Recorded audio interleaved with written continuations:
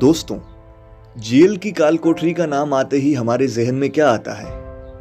डर, खौफ, दहशत, अकेलापन, यातनाएं, हम कांप से जाते हैं। यही जेल समाज में अव्यवस्था के खिलाफ एक सशक्त हथियार होता है। लेकिन सत्ता जब अपने खिलाफ उठने वाली हर आवाज दबाना चाहे तो वो इसी जेल का भय दिखाती है। फिर भी कुछ लोग इस भय से खुद को इतना ऊपर उठा लेते हैं कि इसी को अपना हथियार बना लेते हैं और अपने लक्ष्य की लड़ाई लड़ने लगते हैं। ऐसे ही एक नायक थे नेल्सन मंडेला।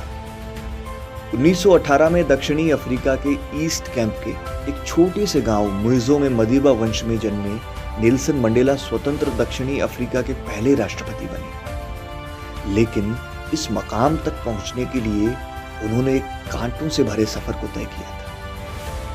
छात्र जीवन से ही अश्वेत अफ्रीकियों को अंग्रेजों की रंगभेद की नीति के खिलाफ अपने हकूक के लिए संगठित करने का काम उन्होंने शुरू कर दिया था। इसी संघर्ष में जब गोरी सरकार के पैरों तले जमीन खिसकने लगी तो उन्होंने जेल की बेड़ियों में अफ्रीकी अंगार को कैद करने की ठान ली।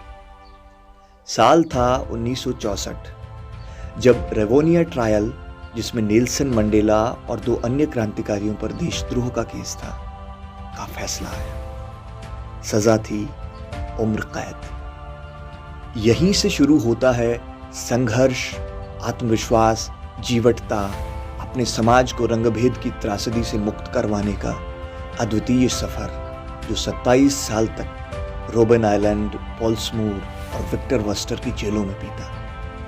ये सफर 1990 में अफ्रीका में रंगभेद के खात्मे और मंडेला की रिहाई के साथ अपने मकाम पर पहुंचा। बाद में 1994 में लोकतांत्रिक चुनाव भी हुए और मंडेला दक्षिणी अफ्रीका के पहले राष्ट्रपति बने। इस दौरान उन्होंने अफ्रीका का नया संविधान बनाया, भूमि सुधार और गरीबी उन्मूलन की दिशा में कार्य किया। महात्मा गांधी को अपना आदर्श मानने वाले मंडेला कहते हैं, शिक्षा सबसे शक्तिशाली हथियार है जिससे आप दुनिया बदल सकते हैं। दक्षिणी अफ्रीका के गांधी कहलाने वाले मंडेला का भारत से खास रिश्ता रहा है। जेल से रिहा होते ही भारत सरकार ने उन्हें भारत रत्न से नवाजा। भारत में उन्हें जब किसी ने पूछा कि आपने 27 साल जेल में कैसे गुजारे, तो उन्होंने जवाब दिया कि मैंने कभी भी अपने लक्ष्य पर शक नहीं किया। वाकई इस तरह का गहरा आत्मविश्वास और अदम्य इच्छा शक्ति ही नेल्सन मंडेला की सफलता का राज थी। वे कहते हैं कि कोई भी कार्य जब तक कर न लिया जाए असंभव ही लगता है, और मैं कभी हारता नहीं हूं, या तो जीतता हूं या सीखता हूं।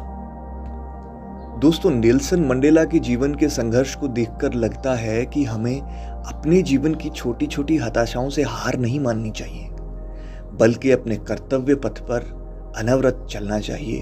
अपने लक्ष्य की तरफ बेखौफ होकर आगे बढ़ना चाहिए।